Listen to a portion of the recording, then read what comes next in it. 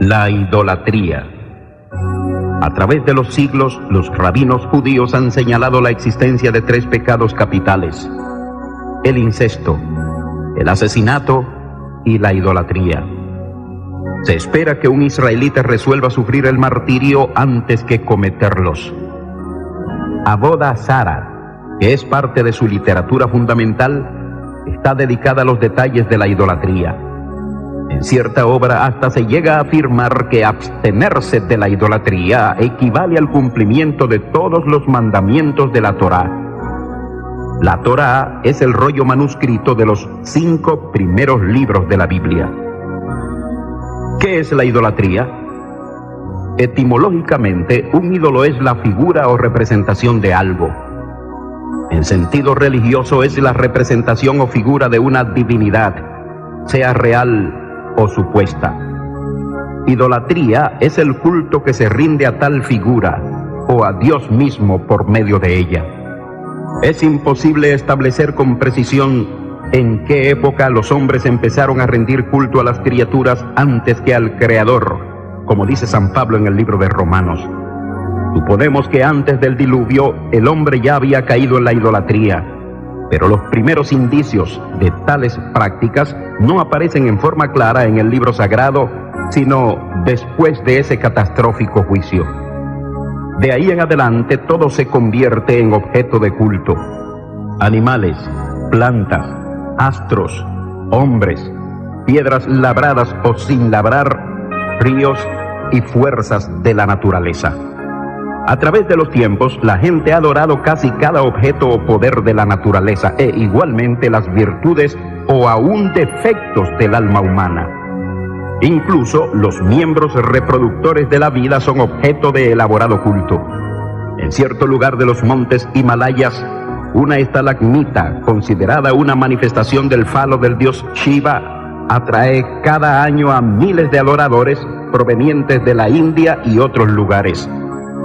Los famosos obeliscos, convertidos en elementos ornamentales en ciudades grandes y pequeñas del mundo moderno, son, en su origen, una representación fálica. Se asegura que el mismo obelisco que se levanta frente a la Basílica de San Pedro en Roma dominaba siglos atrás la entrada del templo pagano existente en Heliópolis, Egipto, hasta que en los años 37 al 41 de nuestra era, el emperador Calígula lo hizo transportar a su circo de las colinas del Vaticano, donde actualmente yace la famosa catedral. Heliópolis es el nombre griego de la ciudad identificada en la Biblia con el nombre de Bet-Semes, centro egipcio de adoración al sol en la antigüedad. Jeremías 43:13 anticipa el seguro juicio de Dios contra los idólatras bet-semitas en los siguientes términos: quebrará las estatuas de Bet-Semes que está en tierra de Egipto, y los templos de los dioses de Egipto quemará a fuego. Cuando Israel llegó a Canaán, la halló habitada por pueblos sumergidos en prácticas idolátricas crueles y degradantes. Su culto incluía sacrificios humanos, especialmente de niños. Los amonitas, por ejemplo, adoraban a Moloc, ídolo enorme con cabeza de becerro y cuerpo humano. La descripción que se nos hace de él es sencillamente terrible. Era de bronce y descansaba sobre un pedestal o trono del mismo material. Su cabeza, semejante a la de un becerro, llevaba una corona y sus brazos se extendían en actitud de abrazar a los que se le acercaban. Sus seguidores le dedicaban sus hijos. Cuando esto se hacía, calentaban la estatua a una temperatura alta por medio de un fuego dentro, ya que era hueca. Entonces los niños eran sacudidos sobre las llamas o pasados entre los brazos candentes. Según parece, Israel no inventó forma alguna de adoración idolátrica, pero frecuentemente imitó varias de las existentes, incluyendo algunas del país que lo esclavizó durante 4 centurias. A este respecto, dice Dios por medio de uno de sus profetas: ellos se rebelaron contra mí y no quisieron obedecerme. No echó de sí cada uno las abominaciones de delante de sus ojos, y dejaron los ídolos de Egipto, y dije que derramaría mi ira sobre ellos. Ezequiel 25:8. En la Biblia se prohíbe clara y terminantemente la idolatría. No os volveréis a los ídolos, dice Levítico 19:4. Israel fue advertido en contra de copiar los rituales paganos.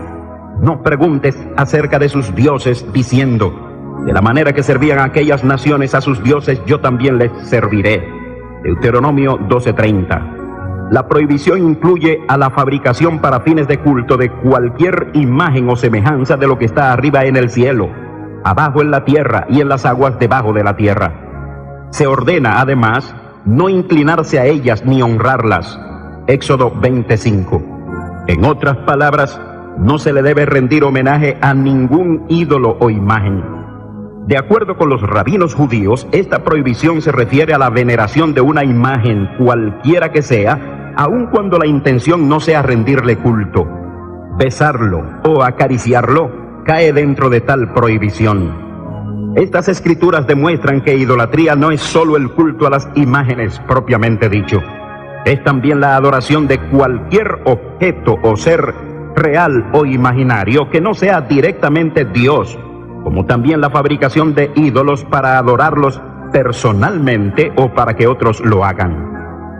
En Isaías 44:10 dice: ¿quién formó un Dios? ¿O quién fundió una imagen que para nada es de provecho? Note aquí el término formar un Dios. Aunque un idólatra moderno lo niegue empecinadamente, él sigue el mismo patrón de los idólatras antiguos. Cuando ellos fabricaban o adquirían su ídolo, no lo tenían como una imagen carente de vida. Hay para el idólatra una identificación tan estrecha y real entre el ídolo y lo que representa, que prácticamente termina considerándole una misma cosa.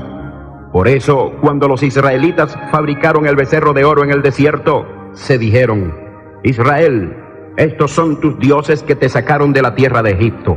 Éxodo capítulo 31, verso 4. Note usted que quienes han fabricado o adquirido imágenes representativas de reales o supuestos santos de Dios, las tratan con un cuidado, admiración y reverencia que solo la mencionada creencia puede explicar. Es por eso que les prenden velas, los hacen objeto de procesiones, reconocimientos, coronaciones, dedicaciones de eventos o templos y similares manifestaciones de culto.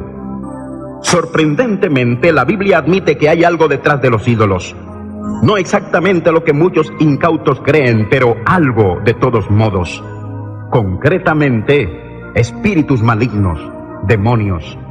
Una vez levantado el tabernáculo en el desierto como santuario único del pueblo de Israel, Dios reglamentó el culto que habían de ofrecerle. Hasta entonces, muchos de ellos hacían sacrificios a los ídolos de la manera aprendida durante su larga permanencia en Egipto. En lo sucesivo, todo sería diferente. Se inauguraba una nueva edad, marcada por una también nueva relación espiritual y litúrgica revelada por la divinidad. Dios entonces declaró: y nunca más sacrificarán sus sacrificios a los demonios. Levítico 17:7. De Jeroboam, rey de Israel, se nos dice que excluyó del ministerio sacerdotal a aquellos que Dios había asignado, nombrando él sus propios sacerdotes para los lugares altos, es decir, sitios ilegales de culto. Y añade la escritura: y para los demonios.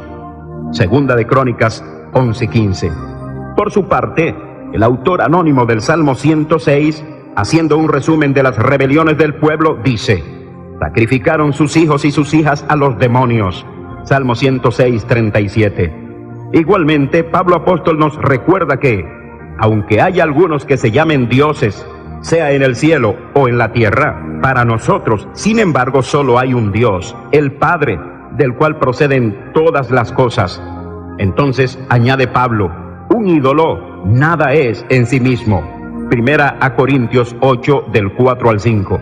Este último concepto sobre la vanidad del ídolo propiamente dicho es ratificado un poco más adelante en los siguientes términos. ¿Qué digo pues? ¿Que el ídolo es algo o que sea algo lo que se sacrifica a los ídolos? Obviamente, estas son preguntas retóricas que constituyen en sí mismas negaciones. Enseguida, el autor sagrado repite en forma categórica lo que ya es enseñanza histórica en la palabra de Dios.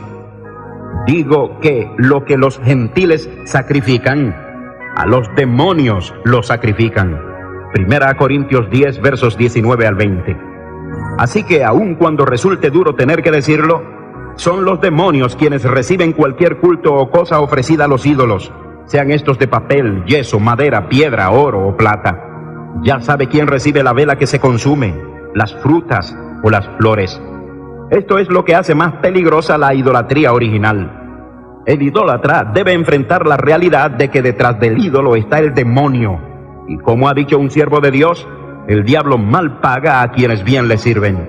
Los demonios, engañadores y tramposos por naturaleza, cobrarán su parte convirtiendo a los adoradores de ídolos en una auténtica ruina humana. La idolatría es irracional. Para percatarse de ello basta leer la siguiente porción del capítulo 44 del libro del profeta Isaías. Los formadores de imágenes de talla, dice, todos ellos son vanidad, y lo más precioso de ellos para nada es útil. Y ellos mismos son testigos para su confusión de que los ídolos no ven ni entienden. ¿Quién formó un dios? ¿O quién fundió una imagen que para nada es de provecho?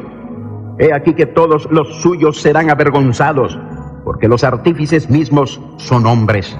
Todos ellos se juntarán, se presentarán, se asombrarán y serán avergonzados a una.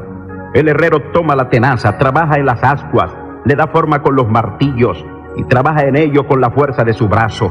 Luego tiene hambre y le faltan las fuerzas, no bebe agua y se desmaya.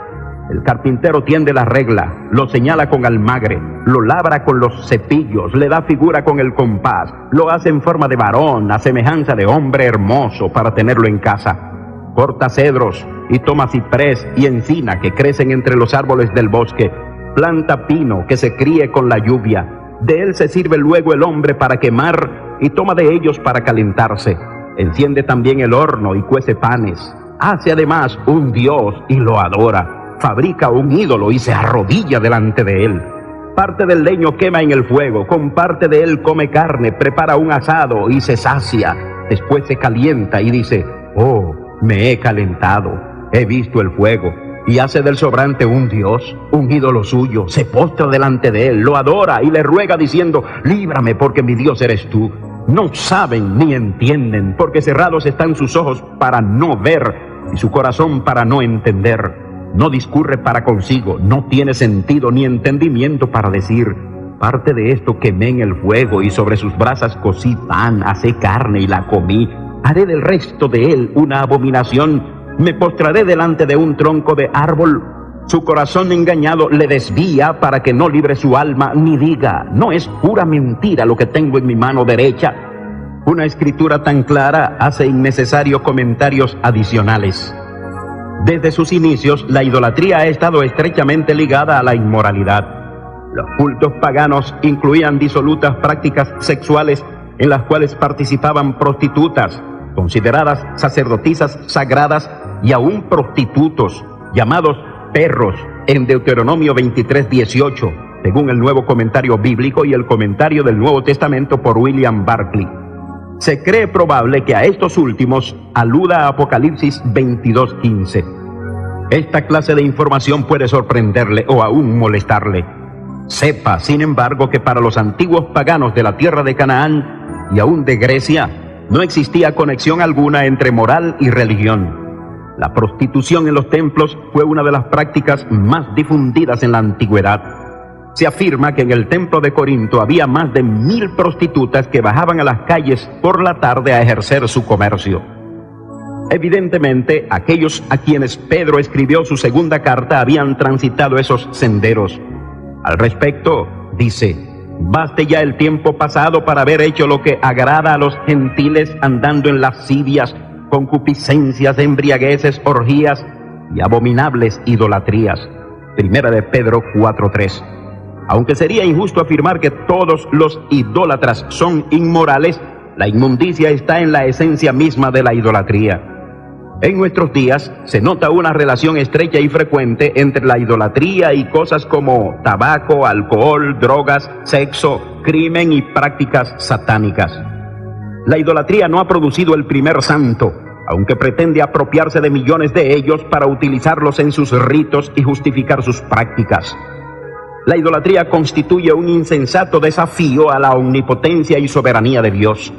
Él es el único que debe decidir cómo el ser humano debe adorarle, servirle. El idólatra no hace caso a la revelación que la divinidad ha hecho en materia de culto y aún así pretende poder variar su voluntad, intentando convertir al Señor en esclavo de sus caprichos o deseos. La única manera de adorar a Dios es seguir su propia voluntad. Recuerde el caso de Caín y Abel. Hebreos 11:4 dice que por la fe Abel ofreció a Dios más excelente sacrificio que Caín. Básicamente, la bondad del sacrificio de Abel está en que se conformaba a la manifiesta voluntad de Dios. Es lo que significa la frase, por la fe. Todo culto contrario a la voluntad revelada de Dios es un acto de incredulidad, rebelión, soberbia. Los idólatras creen poder incidir con sus prácticas sobre el clima, la fertilidad, la salud, la prosperidad y el amor. Pero la enseñanza bíblica es clarísima al respecto. Dios y solo Dios es quien ejerce el control final sobre todos estos fenómenos. Si Él no quiere, no hay ídolo, ni santo, hombre o demonio que pueda. En consecuencia, aparte de ser rebelión contra el Creador, la idolatría es también inútil, una lamentable pérdida de tiempo y esfuerzos que trae ruina y frustración a quienes la practican. Pero este no es el único resultado de la idolatría. Como es una violación a la ley de Dios, una burla a su voluntad revelada provoca ruina. Tal como lo señala Maimónides, gran erudito y filósofo judío que vivió entre los siglos XII y XIII, Dios habrá de volver a la naturaleza contra los mismos idólatras. Tiene razón, porque en el 5º libro de la Biblia dice: guardaos que vuestro corazón no se infatúe y sirváis a dioses ajenos, y os inclinéis a ellos, y se enciende el furor de Jehová sobre vosotros, y cierre los cielos y no haya lluvia, ni la tierra dé su fruto y perezcáis. He aquí, pongo delante de vosotros la bendición y la maldición. La bendición, si oyereis los mandamientos de Dios. La maldición, si no oyereis los mandamientos de Dios, y os apartareis del camino que yo os ordeno hoy para ir en pos de dioses ajenos. Deuteronomio 11, versos 13 al 17 y 26 al 28. Por causa de su idolatría, muchos pierden todo lo que tienen y otros jamás prosperan porque todo les sale mal al carecer de la bendición de Dios. Millones de personas hoy, aun cuando no sigan la idolatría clásica adorando imágenes, esto hay que decirlo, postrándose ante ídolos de yeso, madera, piedra o metal, son tan idólatras como el que más. Sus ídolos pueden ser tan sofisticados como un título de universidad, un automóvil o un aparato electrónico. Igualmente, el dinero, el deporte, el carro, la posición social, el negocio o una persona amada. Idolatría es todo aquello por lo cual se sacrifica una sana y adecuada relación con el Creador. Cualquier cosa que ocupe el lugar que pertenece a Dios en nuestra vida es un ídolo, un Dios ajeno. El lugar de Dios tiene que ser el primero, el principal. ¿Es usted un idólatra? La tentación idolátrica es una realidad aún para los auténticos cristianos. Vivimos asediados cotidianamente por personas y cosas que buscan desplazar a Dios del lugar que le corresponde en nuestros corazones. San Pablo lo sabía. Por eso escribió este consejo advertencia: amados míos, huid de la idolatría. 1 Corintios 11:14. El destino final de los idólatras no podrá ser peor. Oídlo. Los idólatras tendrán su parte en el lago que arde con fuego y azufre, que es la muerte segunda. Apocalipsis 21:8. Abandone la idolatría. Entréguese al Dios vivo y verdadero que es espíritu y busca ser adorado en espíritu y en verdad. Él es la única solución a los problemas de su vida. Terminamos con el siguiente pasaje del capítulo 10 de Jeremías, profeta. Un verdadero poema a la grandeza y excelencia del Dios creador, imposible de comparar con los ídolos muertos. Así dijo Jehová: no aprendáis el camino de las naciones, ni de las señales del cielo tengáis temor, aunque las naciones las teman. Porque las costumbres de los pueblos son vanidad, porque leño del bosque cortaron, obra de manos de artífice con buril. Con plata y oro lo adornan, con clavos y martillo lo afirman para que no se mueva. Derechos están como palmeras y no hablan, son llevados porque no pueden andar. No tengáis temor de ellos, porque ni pueden hacer mal, ni para hacer bien tienen poder. No hay semejante a ti, oh Jehová. Grande eres tú y grande tu nombre en poderío. ¿Quién no te temerá, oh Rey de las naciones? Porque a ti es debido el temor. Porque entre todos los sabios de las naciones y en todos sus reinos no hay semejante a ti. Todos se infatuarán y entontecerán. Enseñanza de vanidades es el leño. Traerán plata batida de Tarsis y oro de Ufaz, obra del artífice y de manos del fundidor. Los vestirán de azul y de púrpura, obra de peritos es todo. Mas Jehová es el Dios verdadero. Él es Dios vivo y Rey eterno. A su ira tiembla la tierra, las naciones no pueden soportar su indignación.